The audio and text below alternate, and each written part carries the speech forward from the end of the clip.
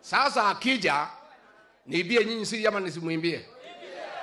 Nimchanue ama nisimchanue? Sasa alikuja pale kwetu Mlimani.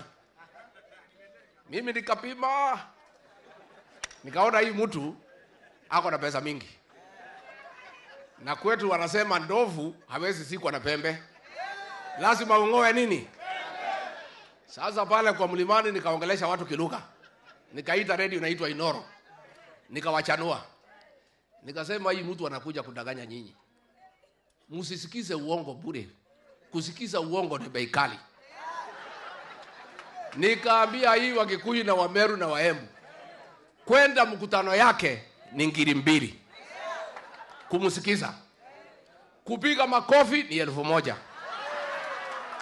Kucheka ni 500. Sekuru oye! Sasa nyinyi nataka kuchanua nyinyi. Sasa pale watu wetu walinyoa yeye shilingi bilioni 1.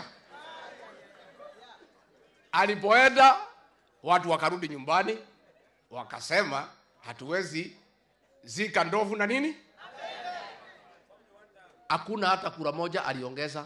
Watu naendelea kusema mambo ni 1. Sasa nyinyi Wakamba kama atakuja mjipange. Mkiambiwa na machiefs muende. Unasema kabla utoke nyumbani upatiwe 2000 uachie mama. Tumekubaliana? Na msikubali kudanganywa na waheshimiwa. Watapeleka nyinyi, wapewe pesa, wakule, wasime simu, murudi nyumbani. Kabla hujaenda mkutano ya Rais William Ruto kusikiza uongo, ukuwe na pesa kwa nini? Wangapi wanakubaliana na mimi tufanye namna hiyo?